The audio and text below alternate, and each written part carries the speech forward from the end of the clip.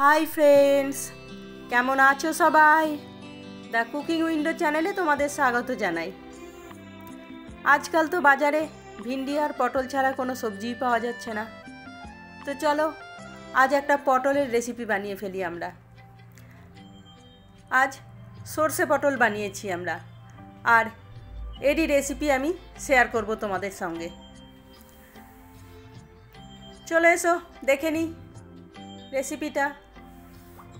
দেখো, প্রথমে আমি 2 চামচ সাদা আর লাল সর্ষে মিক্স করা, 2 চামচ সর্ষে আর 2 চামচ তিল আর একটা শুকনো লঙ্কা দিয়ে মিক্সিতে পেস্ট করে নেব।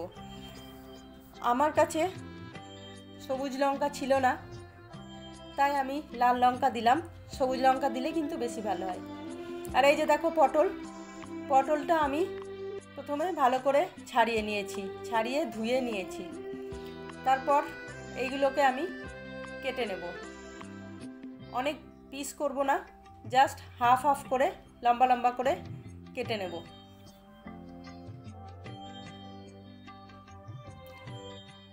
এই যে দেখো, লম্বা লম্বা করে হাফ হাফ করে কেটে নিয়েছি। এবার আমি কড়াইয়ে তেল বসাবো। তারপর তেলটা গরম হয়ে গেলে এই পটলগুলো দিয়ে দিব, দিয়ে ভেজে নেব।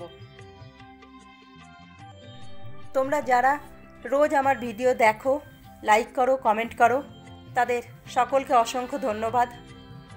আর যারা এখনও সাবস্ক্রাইব করোনি, তাদের কাছে আমার রিকোয়েস্ট, চ্যানেলটা সাবস্ক্রাইব করে পাশের বেল আইকনটা প্রেস করে রেখো। তাহলে যখনই আমি নতুন কোনো ভিডিও দেব, তোমরা নোটিফিকেশান পেয়ে যাবে।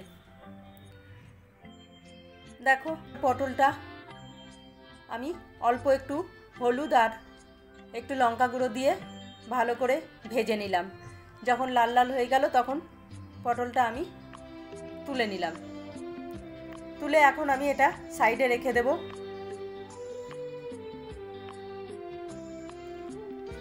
তারপর এই কড়াইয়ে আরও একটু তেল দিয়ে নেব, নিয়ে তাতে একটু কালো জিরে ফোড়ন দিব, দিয়ে একটা টমেটো ছোট ছোট করে কেটে রেখেছিলাম, সেই টমেটোটা তেলের মধ্যে দিয়ে অল্প একটু ভেজে নেব।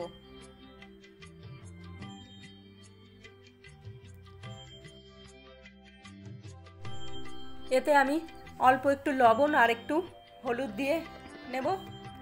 তাহলে লবণ দিলে টমেটো থেকে জল বেরোবে, তখন টমেটোটা সেদ্ধ হতে সুবিধা হবে। এটা একটুখানি ঢেকে রেখে দেব, তাহলেই এটা সেদ্ধ হয়ে যাবে। এই যে দেখো, ঢেকে রেখেছিলাম, টমেটো থেকে জল বেরিয়ে সেদ্ধ হয়ে গেছে আর ভাজাও হয়ে গেছে। এবার টমেটোটা একটু ভালো করে ম্যাশ করে দিলাম। তারপর এতে ওই সর্ষে আর তিল বেটে রেখেছিলাম, সেই তিল আর সর্ষে বাটাটাও দিয়ে দিলাম, দিয়ে এটাকে এবার ভালো করে ভেজে নেব। আমার রেসিপি যদি তোমাদের ভালো লাগে তাহলে একটা লাইক আর একটা কমেন্ট অবশ্যই করে দিও, আর সাবস্ক্রাইব করে আমার পাশে থেকো। এর মধ্যে আমি অল্প হলুদও দিয়ে দিলাম, দিয়ে এটাকে ভালো করে ভেজে নিলাম। তারপর ওই বাটিটা ধুয়ে একটু জল দিয়ে দিলাম। এই যে দেখো, খুব বেশি জল দেব না, কারণ এটা বেশ মাখা মাখা হবে, জল বেশি লাগবে না। এবার এটা একটু আমি ফুটতে দেব। জলটা খুবই কম হয়ে গেছিলো মনে হলো, তাই আরও একটু জল দিয়ে দিলাম, দিয়ে এবার এটা একটু ফুটতে দেব। আর লবণটাও এখন দিয়ে দেবো এর মধ্যে। এরপর এই যে দেখো, এটা ফুটে গেছে। এবার ওই যে পটলগুলো ভেজে রেখেছিলাম, সেই পটলগুলো এর মধ্যে দিয়ে দেবো, দিয়ে একটু নেড়ে চেড়ে এটাও আবার অল্পক্ষণ ফুটিয়ে নেব। তাহলে পটলের মধ্যে এই ঝোলগুলো সব ঢুকে যাবে। এই যে দেখো, ফুটে গেছে। এবার ওপর থেকে আমি একটু ধনেপাতা ছড়িয়ে দিলাম, দিয়ে গ্যাসটা বন্ধ করে দিলাম।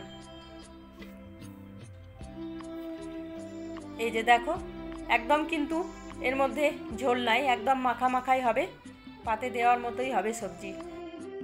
ব্যাস, এবার এটা গরম ভাতের সঙ্গে পরিবেশন করো, অসাধারণ লাগে খেতে। এবার এটা নামিয়ে নেব।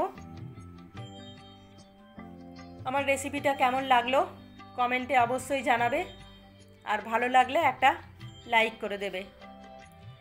আজ তাহলে আসি, কাল আবার দেখা হবে নতুন একটা রেসিপি নিয়ে। তোমরা সবাই ভালো থেকো, আর রোজ একবার করে চলে এসো নতুন নতুন রেসিপি দেখার জন্য। ধৈর্য ধরে আমার রেসিপিটা দেখার জন্য তোমাদের সকলকে অসংখ্য ধন্যবাদ। বাই।